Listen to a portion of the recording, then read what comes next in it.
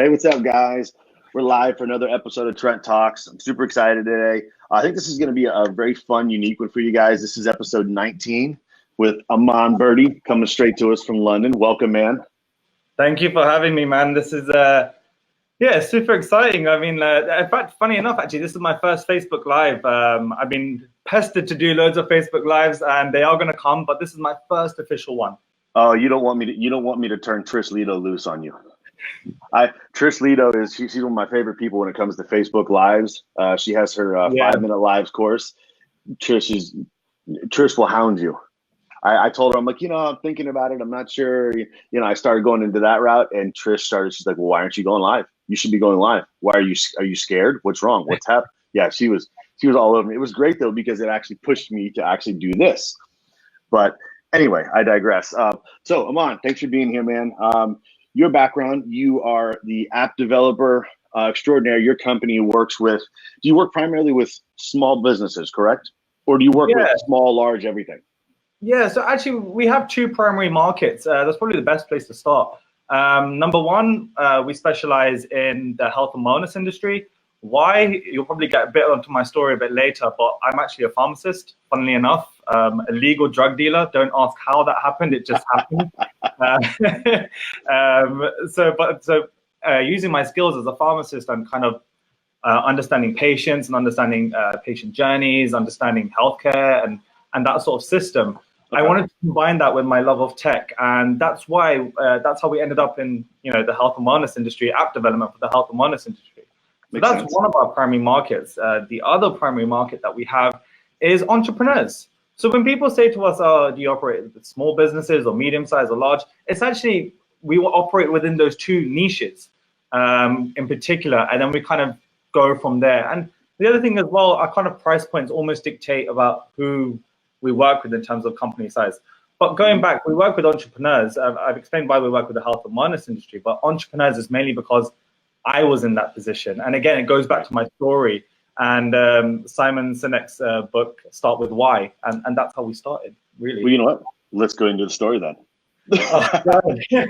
Tell us it. So I know a little bit just because I've seen, obviously the description we have, and I have a little minor background. But like, how did you get into app development? So it's crazy. So back when I was in university, so that's college for you guys, right? I have to gauge my interest. Everything you guys say sounds so much better than us. You guys are like, we're at the university. Instead of we're gonna throw it in the trunk. You guys, we're gonna throw it in the boot. Like everything you guys say just sounds so much. It's the garage, not the garage. It sounds so much better than when we say it. I don't know. Anyway, go ahead. Back when I was in university, I was in my second year of uni, and I admit it, in my first year I was very naughty. I was messing around all the time. I wasn't going to any lectures. My tutor, who I still keep in contact with, was the one telling me at the time. I don't know how you turned that around. But in summary, in my second year, I failed. And university said to me that, I got taught a lesson. They said, you failed this year. And I said, oh, damn, what am I going to do? Like, they said, well, in order to go through to your third year, you have to pass the one exam that you failed. And I said, well, okay, that sounds pretty easy. So I passed that exam. I think it was a few weeks or a few months later. I can't remember. I had like 9 months to do nothing then. I said to them, what should I do now? Like, because in my 9 months, the third year starts. And they said, well, do whatever you want. And I said, well, okay, guess I will then. Try something else, yeah. So I was working. I worked in a couple of pharmacies at the time, made some awesome friends there. I was DJing at the time. So yeah, I was a DJ, so I was earning a lot of cash on the side. And at the time anyway, like a lot of people were asking me, at the time, I had an idea for an app. And I thought, what? I've had this idea for a while. I've got some time. Why don't I do it? Why don't I just go for it? What the hell? I'm still on a path, and that path is to go to university and become a pharmacist. So at that point, then I went to an app development company and I said, I want to build this app. They said, fine. They charged me a lot of money for it, but I had just had this cash, which the tax man didn't know about, which now I'm probably going to find out about. And I built it, and it went horribly wrong. It flopped. And it was so funny because it just went horribly wrong. Well, I didn't tell you this beforehand. Okay, so in a previous company, I actually had been. We actually ran one of the largest news sources for competitive gaming. Right. I did that for about 5 years. Well, with that, we built a couple apps. We actually built a couple apps for some of the gamers. They would time, respawn times of specific weapons and this and that, right? And I didn't realize how hard that is to promote an app. We were very fortunate. We had a good developer who kind of was part of the team, and he partnered with us, so we would just kind of split. We were selling it for like 99 cents, and we'd split payments, and they came in, that kind of thing. But it was a lot harder than I expected. I thought, hey, we'll build a great app, it will sell. It didn't work like that. Right. we had the exact same issue. I build this product and people will come. No, it's a whole new game out there. So, in fact, I'll tell you about the app actually, because it's really cool. The app would give you a number. So the system would generate a number. Let's say that number is 100. It also give you 2 numbers below that, or 3 or 4 or 5. So let's say it gave you the target number of 100, and it gave you the numbers 50 and 2. So using addition, minus, subtraction, division, how do you get to 100 using 50 and 2? 50 times 2, easy.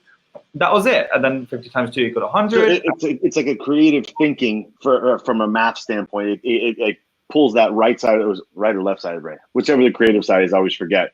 And it pulls that out of you and makes you think, and makes you really kind of problem solve outside of your traditional, like 50 times 2 equals what? You're like, how do I get to that point? That's cool, man. Yeah, that's what we did. So it flopped upon release, and we're trying to figure out why. So being the self that I was extremely determined to make it a success. I had no option. That's just in my nature. I'm very competitive. People know that one of my first instincts in nature. Most of the best entrepreneurs are. Yeah. It's surprisingly, I started, and it became very difficult to make the transition. But I started off in my entrepreneurial journey at this point of saying, I have to be better than everyone else. It wasn't a case of me and my team. It was a case of I have to be better. And that's how I started. It made that transition very difficult to me and the team being better. It's a very difficult transition for me personally. But anyway, so in wanting to make it a success, I reached out to some of the top app developers in the game, some of the top app agencies, companies, freelancers. I reached out to loads of them. I said, what are you guys doing? Blah, blah, blah. And what I started to notice was that they all followed a trend. They all followed this system about how to make a winning app. And I couldn't believe it. It was like when Akbar says, Akbar, for those of you listening who don't know, is a business mentor to me. And he said it was like a scene out of the Matrix. You can just start seeing things. I know why this is there. And a quick selfless plug. Anybody who wants to know who Akbar is, go to episode 2. Or no, episode 3. So I learned this system, and I thought, okay, hold on. Let me apply this system to my app. It sounds ridiculous. It sounds like a typical story, but we went to #1 in the educational games category. Interesting. It was mad. Was it the same app? Same app. We just tweaked a whole bunch of stuff to what I was told by the experts in the industry. Did you have to relaunch in the process? Yeah, we had to relaunch. Yeah, we had to take it off. We had to rework a whole bunch of stuff. It was a lot of the stuff was to do with almost like SEO, but App Store optimization. Yeah. But it was mainly also this. I mean, there's loads of stuff. I actually teach the process now, but I'll get into that. But I applied all the principles that I learned and put them into my app. And having shot up to the top of the app, dude, we were ahead of Marvel, and we were ahead of Disney and Pixar. Dude, that's huge. And Steve, this is one thing I'm proud of. Steve Jobs was alive at the time, and I just hope a little part of me thinks that when Steve Jobs was in a Pixar meeting, they said, who the hell is this guy above us in the App Store? I'm hoping that. But long story short, they all threw their marketing budgets, and we got shot down. But it was fun. We reached the top. It was fine. Yeah. No, that's huge though, man. To be able to do that, that's insane, because that's not in a spot. It's not like this is brand new where you're getting into the App Store in 2007 or 2006 when there's just like no apps coming out. I mean, when you're doing this, there's a ton of apps that are already in the store. Yeah, it was absolutely nuts. So what we did at that point, I thought this can't be true. So I started helping my friends, my family with building their apps. And we started applying the system, and they started seeing successful results too. And I was like, okay, this system's a winner. So At the same time, when I was helping my friends and family develop their apps, I noticed that there's a lot of gaps in the market, 3 gaps in particular. First one was that the top app agencies in London, where I am, were charging a minimum of 75,000. Whereas freelancers were charging a minimum, well, for a good quality one, around 10,000. That's a big jump, 10 to 75,000. There's 2 price options. Yeah. I hated it. Second problem was that the code developed from agencies in London, who were really expensive, was up to scratch. It was amazing. But the code developed by freelancers was, you weren't really sure of the quality you're going to get. So I didn't like that disparity as well. And then the third part, which is my most important part, I can't stand bad customer service. And when I spoke to app agencies, all they did was email all day. Why? I just want to talk to a human. And bear in mind, I'm being taught pharmacy, right? And in pharmacy, you're taught skills. You might be taught how... You're taught some people skills, though, as well, because that involves part of the process. Yeah, like we were taught in one module how to tell someone they might die. We were taught how to tell families that someone might die. Yeah. So we're pretty good at communication. We're not bad. I have a hard time. It's crazy for me to imagine someone sitting in a classroom. All right, guys, today what we're going to learn how to tell someone you're going to die. I'm sorry. It's not funny, but it is. Anyway, sorry, go ahead. Why are we laughing? Oh, man. It's true. No, I agree with you. So I couldn't stand that bad customer service when you're paying a lot of money. On the other side, freelancers, you're normally talking to the dev himself, the tech developer. And they don't really have customer service skills, and I don't blame them because their job is development. So I said, this isn't right. I've learned this system. I've learned all these 3 gaps in the market. I'm going to address each gap. So our price range is in the middle. We offer the best possible code, and we offer the best possible customer service. We've got 5-star ratings across Trustpilot because of it.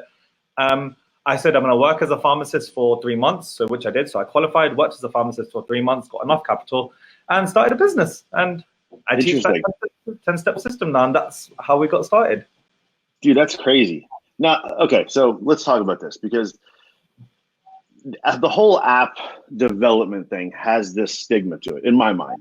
And I've developed one, but that doesn't make me, by any means, any kind of an expert or even someone who is knowledgeable to the process.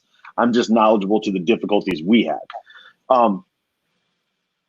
The stigma that I see all the time is people saying, okay, well, I don't have a cool enough idea. And I think that's the biggest thing, because, I've thought, and I can admit and say this, I have no problem. I have, every once in a while, I have shiny object syndrome, and my brain will kind of go like this. But like, I look at it, I'm like, okay, I would love to build an app. I don't know how to make an app. Like, is it just something that people can either do, or does your process include, like, this is how you come up with the right app? This is how you fine tune an idea? Like, help me through some of your process about what you guys do early on when someone is considering whether I should or shouldn't be building an app for my company or turning this information into an app. Absolutely, yeah. So we probably have 2 processes. So we'll normally have a person or a company come up to us, and they will either say, in fact, if we start with entrepreneurs, they'll say, we either have an app idea, in which case we'll validate it with them. We have a process, we'll validate that app idea. We'll go through it with them and say, this is the kind of thing that you want to go through. These are the questions we're going to ask you. We're going to stress test it with you. And we push them. I think people like to pay us for our opinion. And in paying for our opinion, we like to say, this is a terrible idea. We will tell them if it's a terrible idea and it won't work. But we'll also tell them, it's great. You've got something here, but there's a lot of work to do. Because it's like, people have to remember that when you're building an app, you're building a business. You're not just building an app. This is a business at the end of the day. So that's process 1. We'll validate them if they've already got an idea. If they haven't got an idea and it's an entrepreneur that says, I really want to get into this industry, again, we have a process for that. And that process actually split into 2 things. Number 1, if I'm going to be very honest with you, there's 2 things you can do. And the most successful apps in the App Store are one of the 2 things. Number 1, they've either just basically got an idea, which is already out there, and made it better. So it's called emulate and innovate. That's the process. For example, Mousetrap. Yeah. Candy Crush is Bejeweled. That's all it is. Yeah. Slam Dunk, I think it's called, or there's an app or Dunk or something like that, is Flappy Bird. It's the same thing. So that's one process we can take them through. So emulate and innovate. See what's working now. Can you make it better? If you can, listen to the market. See what they want. And that's like with any business in the world almost, actually. Right. And then the other process is that some people will say, no, we don't want to go through the emulate and innovate. We want to make an impact on this world. So we say, great, what problems are affecting you right now that you can solve from your pocket? Or would you like to solve from your pocket? And that's a process we take them on as well. So anyone that says they want to get into the industry but they don't have an idea, or they have an idea or don't think it's good enough, believe us when we say it, although it might be difficult to believe initially. But there are processes and steps that we can take you on, which I'm quite happy and pleased to say that we can do that. And our competitors in London especially don't. Because I've been in that position. We can take people through those steps. I've been in that exact position where I wanted to get into this market because the reasons to get into the app industry are incredible. Absolutely. So whether it's from an altruistic standpoint, you can have a significant impact, but even from a financial standpoint, I mean, there's huge financial gains to be made if you can actually create an app that legitimately solves a problem, or an app that is addictively entertaining. Exactly. So what I would say to anyone who wants to make an app, forget the notion that your app is going to go viral. Forget that for 1 second, because it's unlikely. I'm not saying it won't happen. It's just unlikely. And too many people are getting started in this industry saying, and if it doesn't go viral, which is what I thought my app would do, if it doesn't go viral, they get deflated and say, forget it, it's not for me. No. Let me ask you, is there still good money to be made if you're not creating a viral app? Yes, 150%. Because that's the mindset I think most people have. And I know I've had myself. When I've had different ideas, there's always two things that stop me. And you know, just being honest, like, and obviously we didn't plan any of this before. I'm just thinking out loud. Is the first is you're looking at, do I take my idea to a developer just to have them rip? I don't know if I'm still live, but Can you hear me?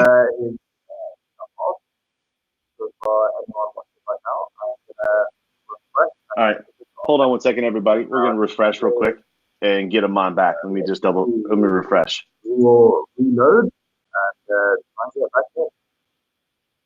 Okay, well, I guess I'm going to message Trent if anyone's watching. I'm just going to do something.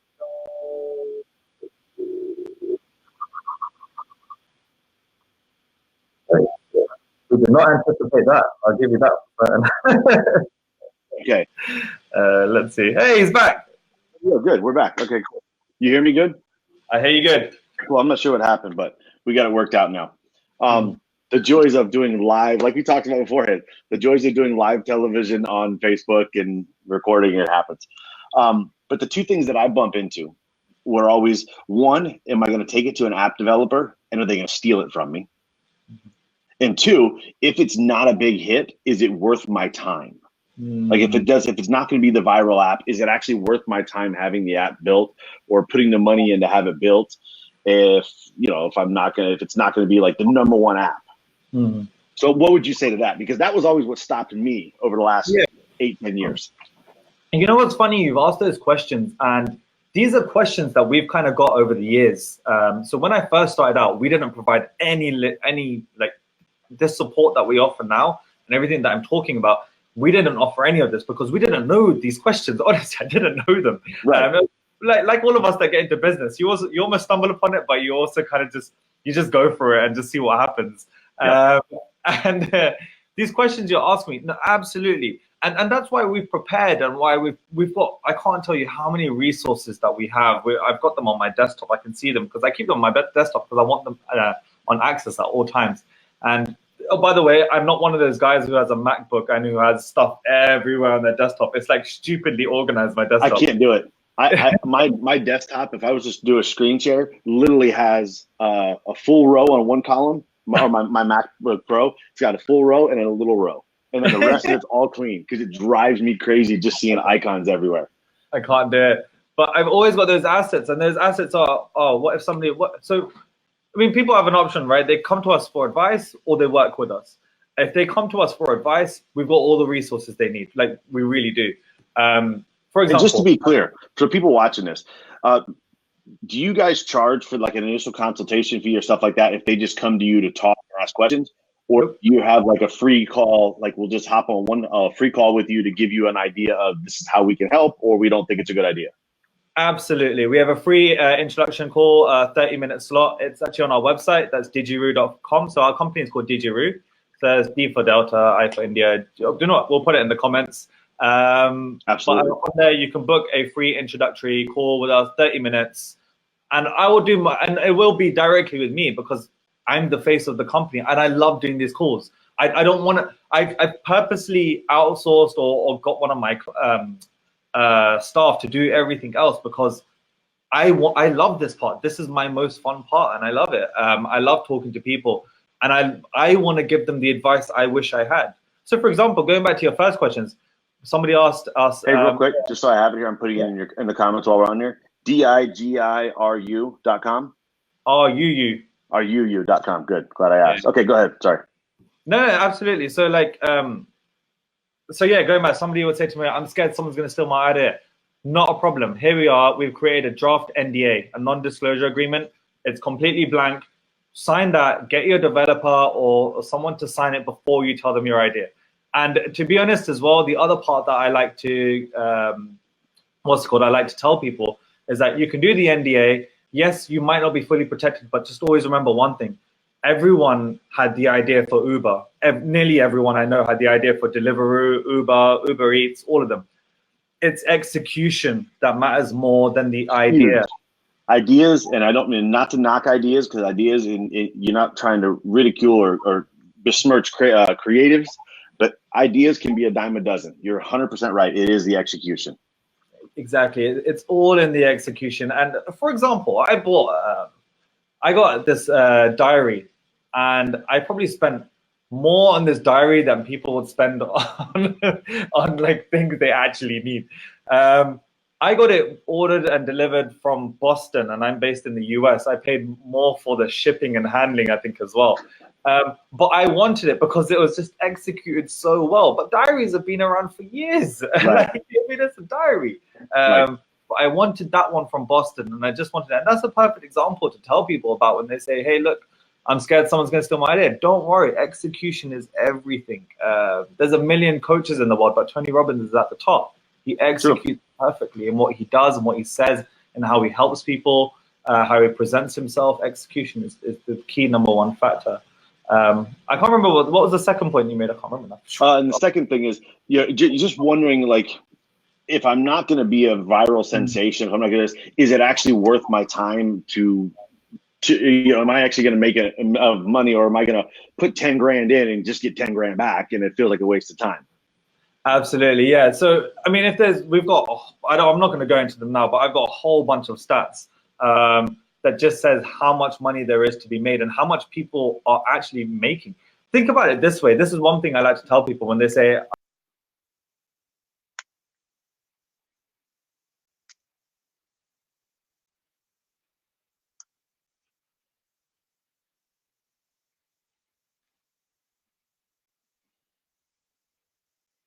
Interesting. Oh, we just lost him on. Hold on 1 second. Hold on. He got kicked out. Okay, he's back. we got it. You just need a niche. You just need a niche. Well, you need that initial niche, that initial cult sort of following almost, which you can easily build. I mean, it's so cheap to build an audience on Facebook, for example, nowadays. But once you get that initial audience and you've figured out your monetization strategy, I mean, it's crazy what you can achieve. Honestly, it really is crazy. And the other thing as well, this is my most fun. iPhone users, we have no problem spending thousands of pounds and dollars on a phone.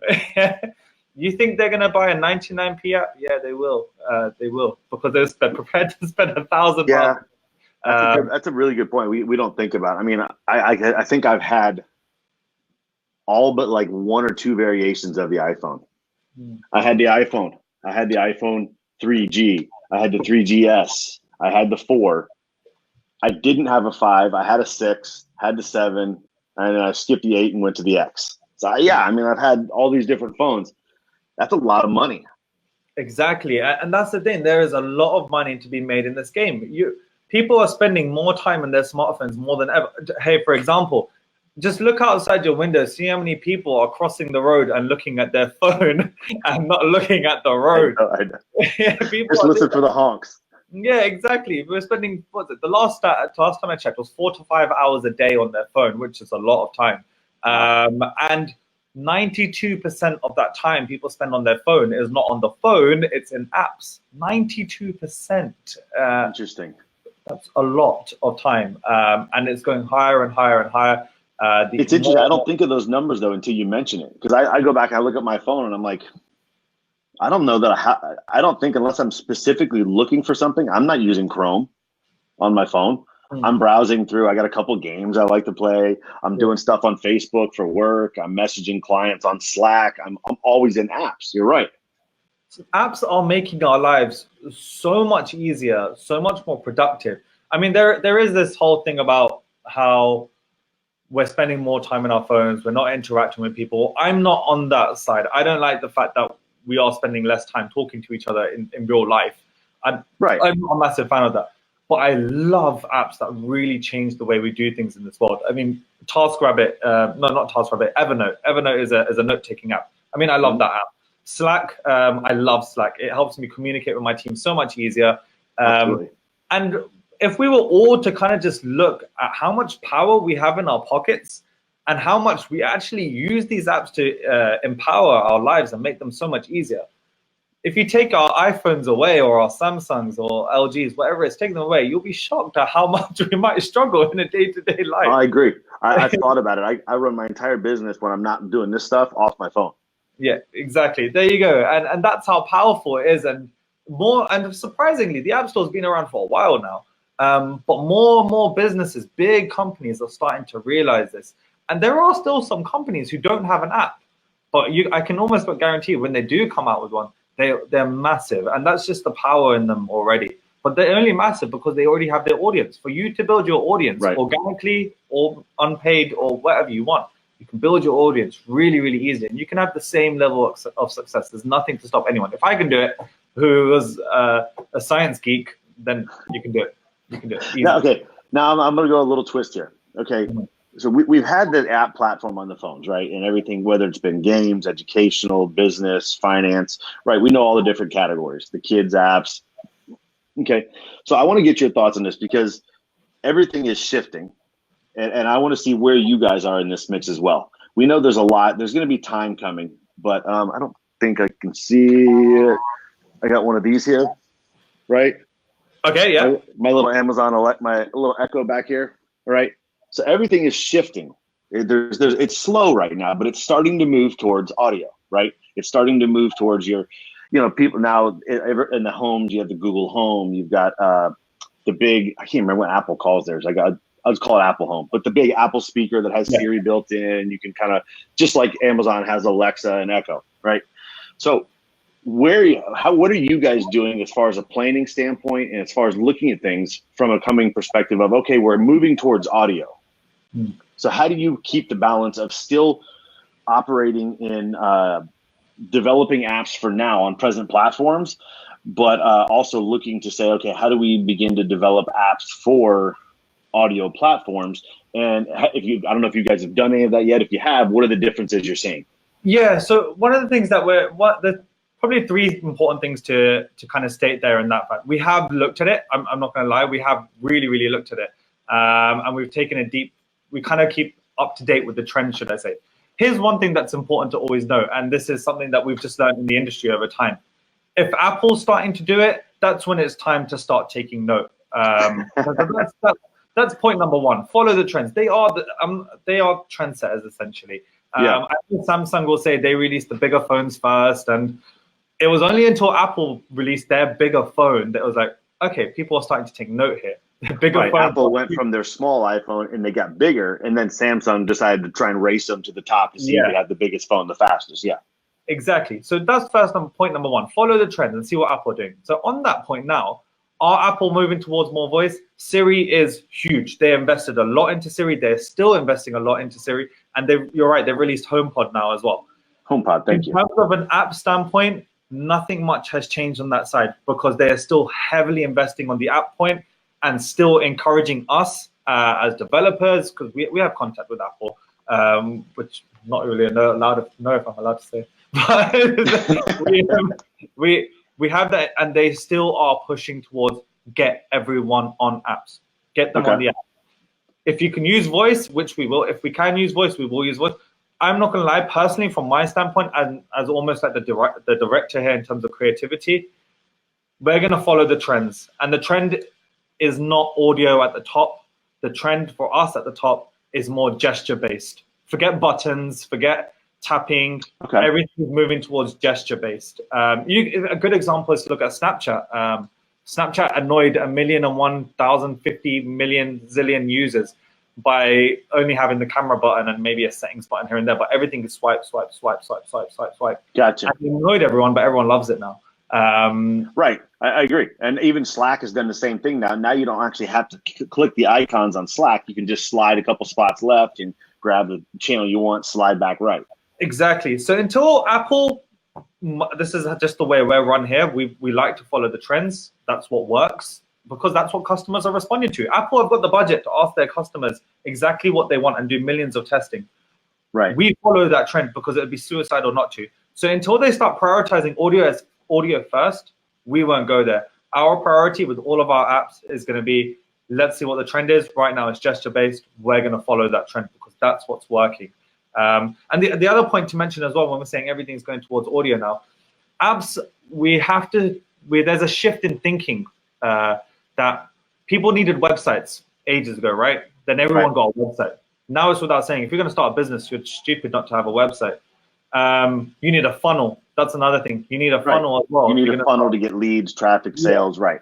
You need that. We're moving towards that trend now and that shift that having an app is an absolute must. We're moving there. We're not there yet, but it's getting there. And it's always going to be that way because... Yeah, I have seen a trend. Like, that's a shift that has... It's interesting, at least from my perspective, has been there for a while, but it's still waiting for some of the biggest players to jump in.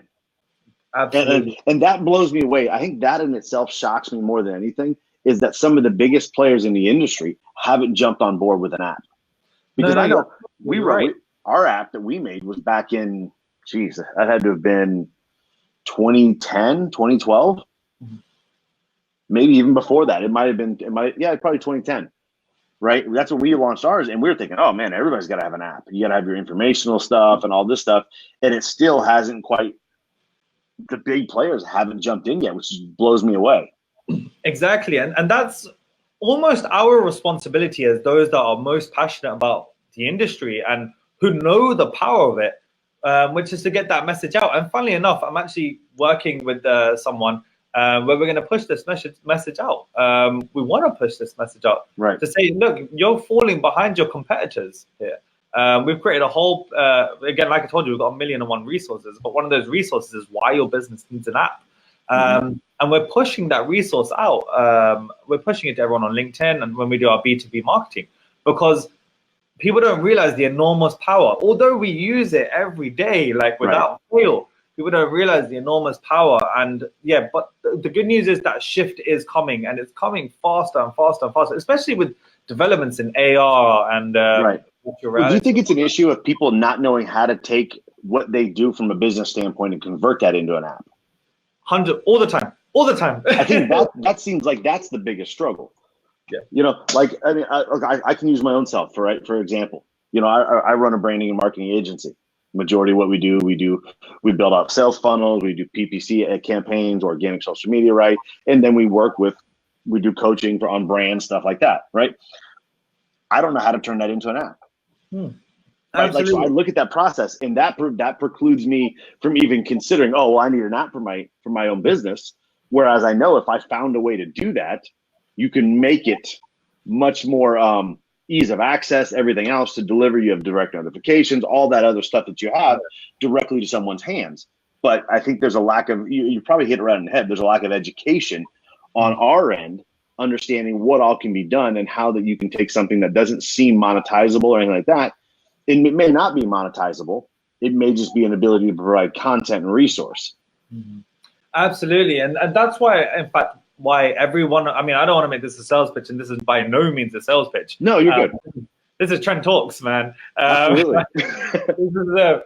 Whenever we start any project, the first thing we do is we say, okay, great. After we've had our initial half-an-hour call, we see if we're a right fit, we see if they're a right fit for us, and we jump into a workshop. We're in a meeting room like this for about 3 hours, 4 hours. We'll grab some pizza. One time we grabbed a bottle of vodka because there was no creativity going on. But that's one way to start the creativity. One way to start. We jump it. They were a party company, so we thought, okay, let's have some fun. But the point is, we get into a room for 3 hours minimum. Sometimes it goes to a full half day, sometimes a full day. And we sit there and we strategize and we say, how can we bring your business to mobile? If somebody already has an idea, we'll do the same process. But that workshop, that initial part, is the most important part of what we want to do. And plus, it gives our clients an opportunity to see how we work. We do bill for that workshop, absolutely. But that's what we do. We strategize and we say, how can we do this for you? And if we can't do it for you, absolutely, at the end, we'll say, we can't do this. In fact, if somebody says if somebody says to us, we got no value out of that, we won't bill them. Simple as. There's no hard feelings. We don't even make them sign anything. It sounds naive from a business standpoint, but we've never had a problem with it. That's just the relationships we build. But that workshop of strategizing is very, very important. And that's where a lot of our value comes from. Makes sense. All right, so now I'm going to spin this on you a second. All right, so you said Apple. You guys follow Apple as the trend leader. And I get it. It makes sense. However, I'm going to throw one question out, a little spin. Where does Amazon fall into this? Because Amazon now is becoming, Amazon, when it comes to, when you talk about a business doing commerce, there's nothing like Amazon on the planet right now. Now, Amazon, in my opinion, they were a little too late to the party for their Amazon Fire phones and everything else. It was kind of like, it doesn't make sense for them. Like, I know they finally are now selling Apple products on Amazon, stuff like that. But Amazon is dumping tons, and they have been for the last 2-3 years, of money into audio. Mm-hmm. So how do you balance the two? Because I agree with what you're saying. When it comes to mobile devices, there's nobody on trend more than Apple. Mm-hmm. But I'm looking at the size of the commerce and how much money Amazon has put into audio.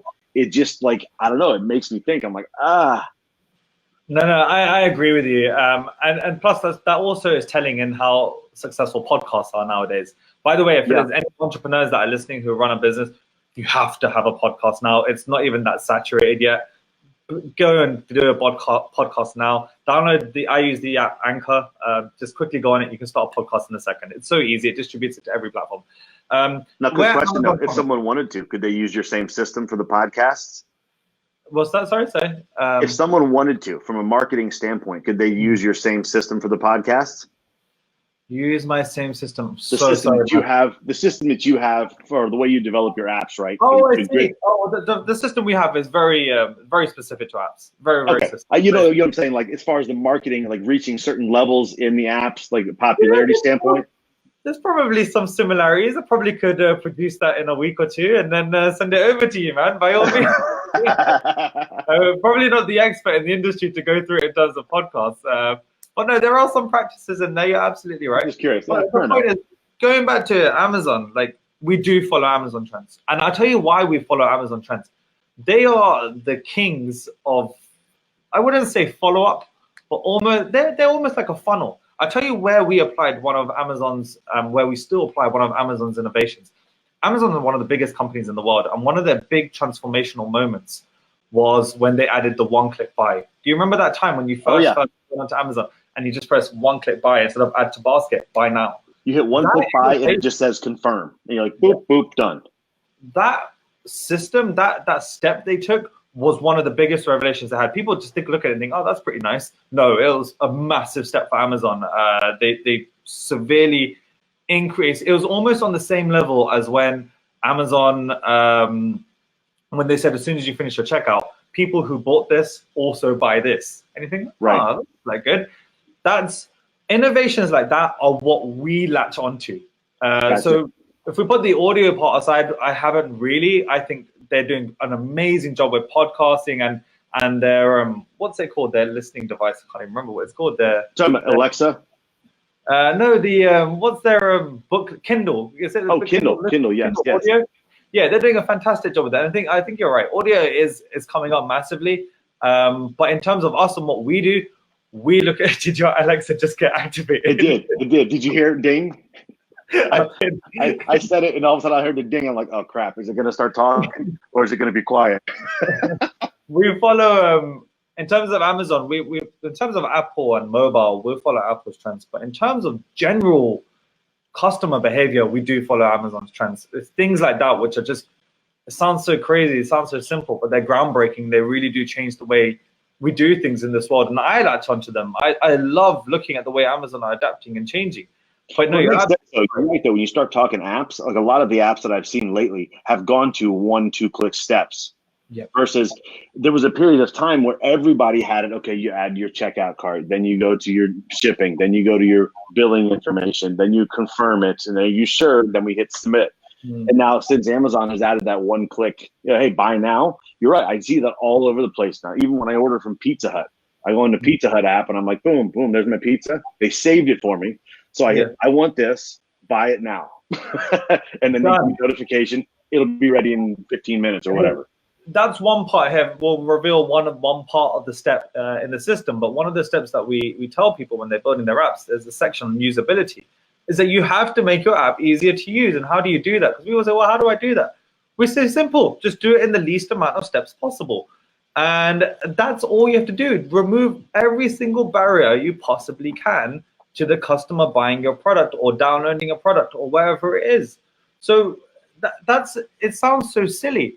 But the less barriers you have, the more people are likely to take action. And that's what Amazon accomplished. That's what Apple have accomplished with Apple Pay. It just takes 2 seconds. You just have to hold your thumb on it. That's all you have to do. It's so ridiculous.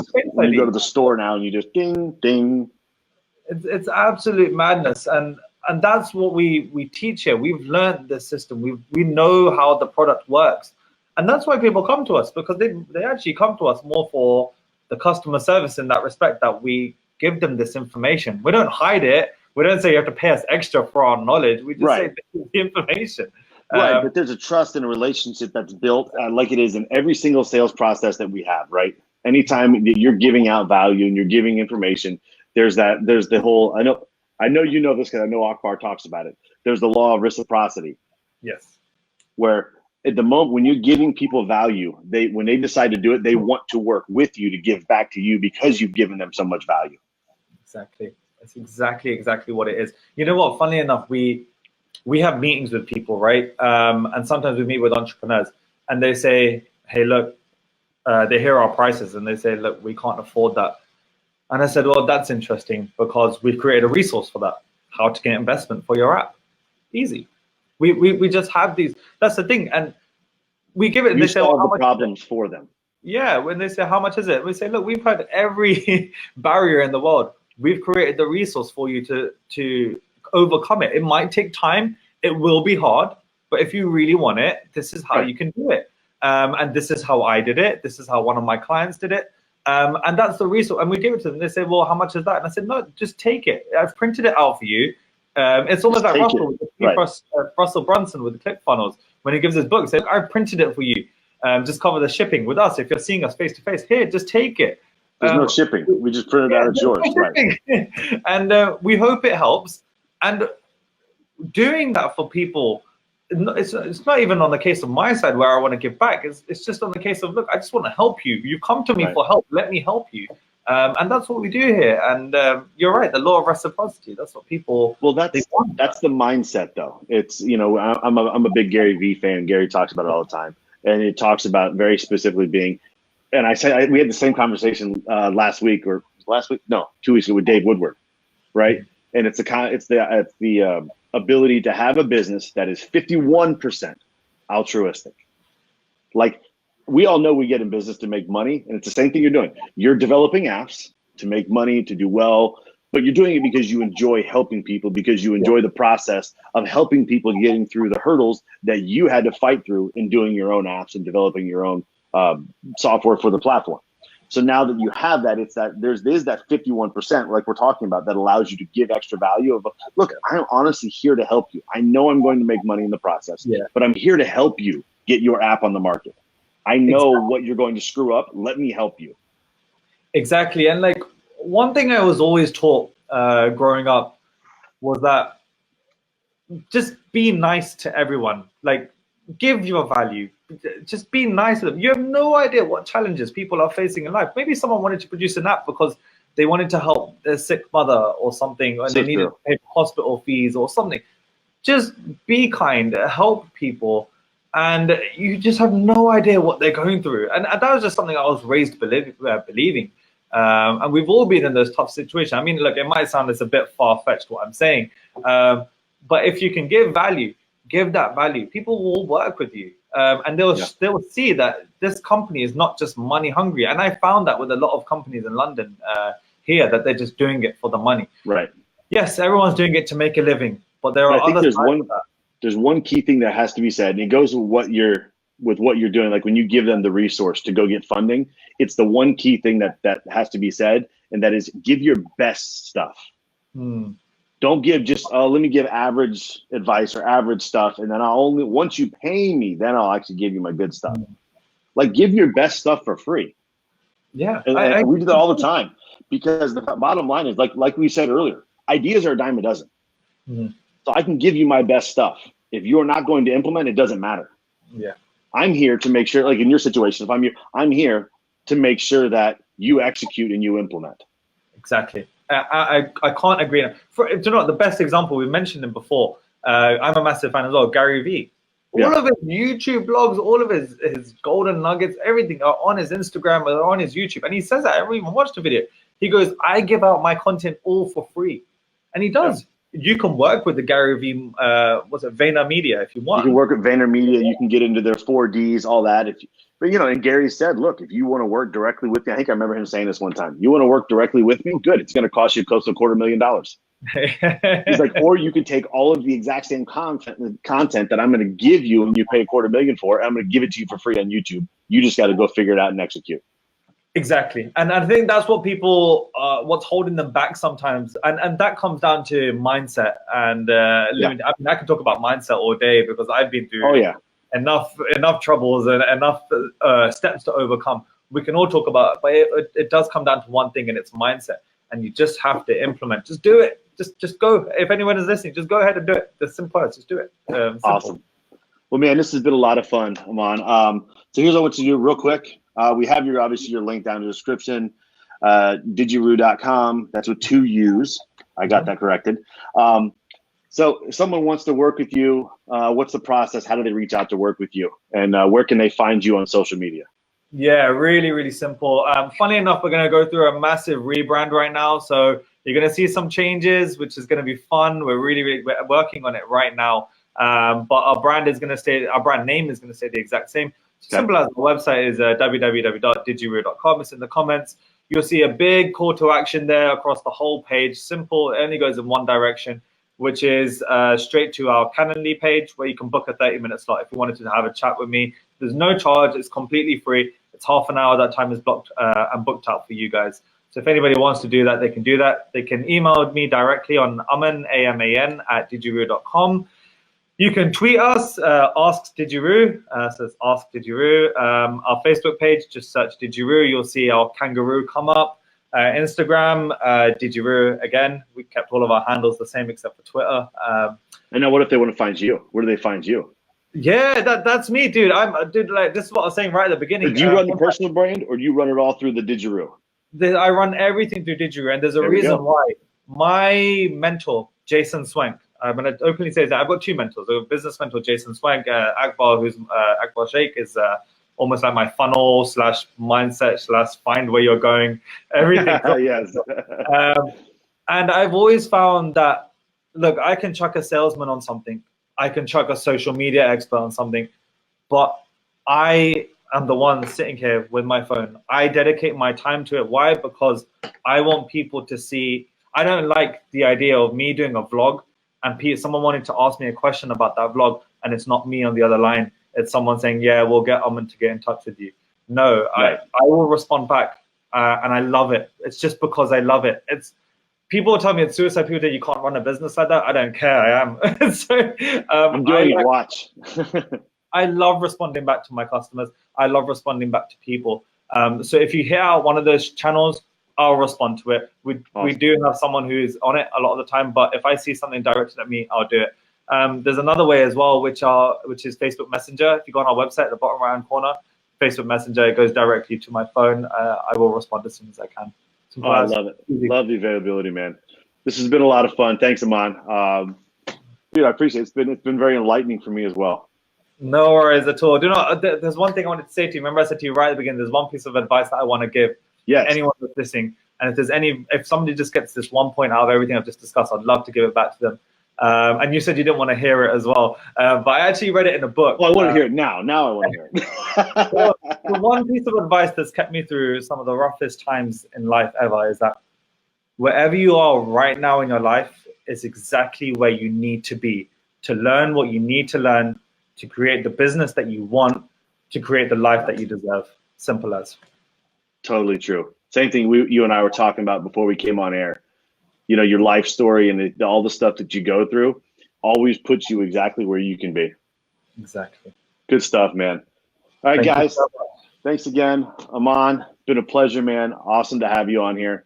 We'll have to do this again here in the near future. Get you back on, get an update once the whole brand is redone. We'll do it. But thank you so much for having me, man. I really, really appreciate it. I had a lot of fun. I can't wait to do more lives now. I really can't wait. All right. Yeah, put a good taste in your mouth. I like it. All right, guys. This is Trent Talks, episode 19. My man Aman Birdi here, the app guru. You guys have a great afternoon. Love you guys. I really hope you enjoyed and got a lot of value of this video. If you did, make sure you like, subscribe, and comment below. I'm going to be answering all the comments myself. And also, come find me on your favorite social media platform and tell me what else I can help you with.